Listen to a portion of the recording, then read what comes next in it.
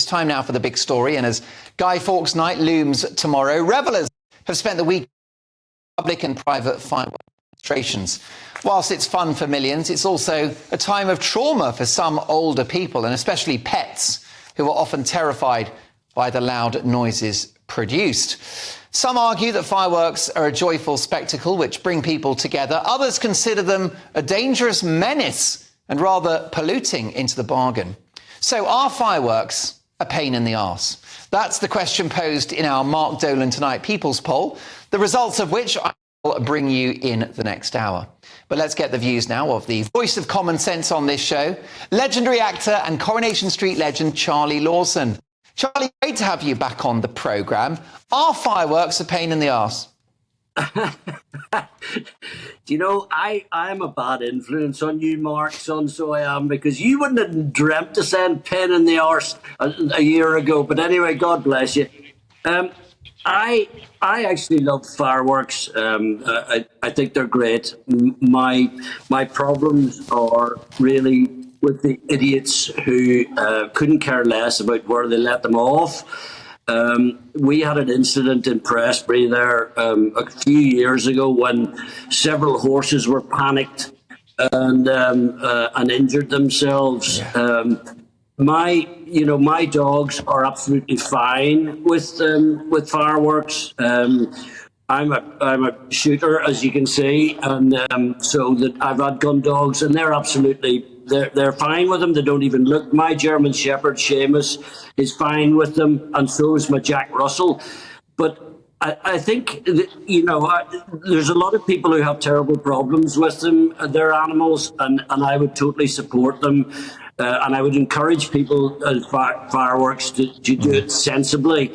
However, animals respond to humans, and dogs who, if you start putting classic FM on at volume 20 and panicking about the bangs outside, the dog will pick up on that. Just carry on as normal. If your dog is freaking out, then, spend time with him, sit with him or whatever. But otherwise, I took Seamus out earlier on today and he was fine. And I remember when I lived in Alderley Edge, David and Victoria Beckham used to have the most spectacular bloody fireworks you've ever seen in your life, because they could afford £500,000 worth. But I loved them. I enjoyed them. I mean, we're killing every other bit of joy we've got, so for the name of Jesus, let's leave fireworks alone. Next thing, it'll be offensive to burn guys on top of, Jesus, you know where we're going with this? It's true, health and safety nightmare. I didn't know you were a shooter, by the way. I'd love to know what you get up with your weapon in your own time, but that's for another day. Can I ask you, Charlie, about your former show, Coronation Street? You were the best thing on it. What a brilliant actor you are. Another great actor is Moren Litman, and she's received extra top-level security in Manchester ever since the October the 7th massacre in Israel.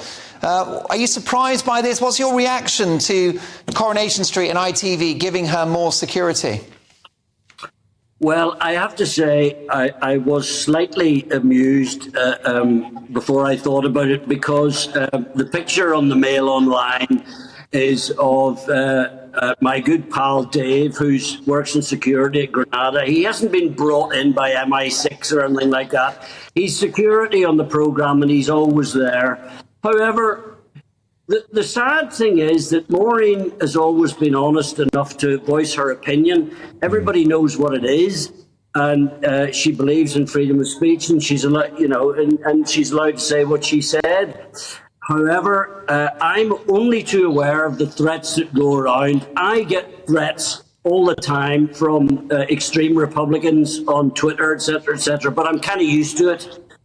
I don't think Maureen would be a target, but she deserves all the support and protection that she so wishes. She's an elderly lady, and she won't mind me saying that, and it cannot be nice to have threats made to you on your life. Not for anybody.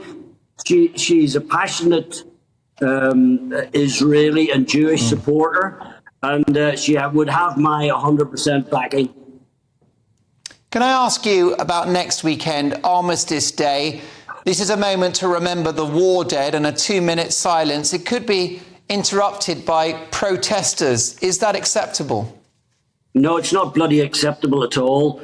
Rishi Sunak is turning out to be a big girl's blouse, and I apologise to anyone who happens to wear big girls' blouses, but he couldn't lead you to Marks and Spencer's. He is the Prime Minister of this country, and he, along with the heads of the Metropolitan Police Office, police force, should be able to stop this march or postpone it. It's as simple as that.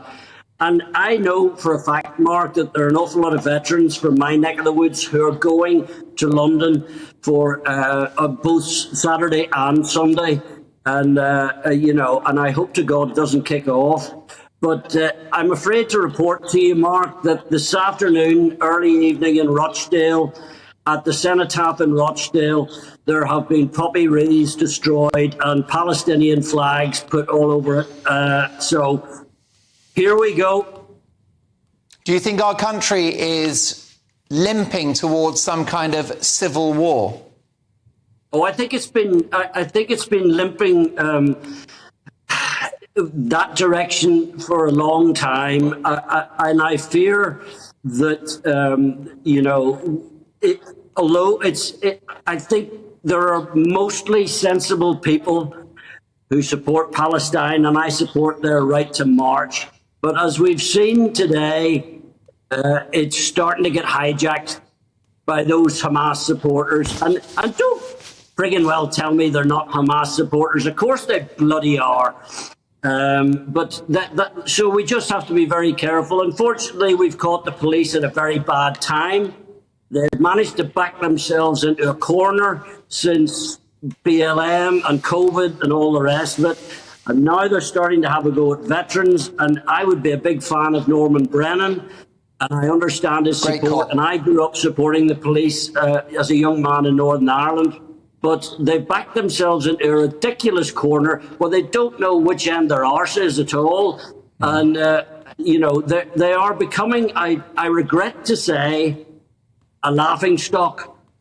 But my fervent wish is, Mark, that it wasn't happening Saturday, Sunday. But if it does, I would urge everybody to just keep calm, because I can see, I know the veterans, I know them backwards, and they are extremely angry with these little pillocks running about fighting the police and all this lot. And if they come anywhere near the Cenotaph, God knows what will happen. But what we don't need is radical right twats turning up. Our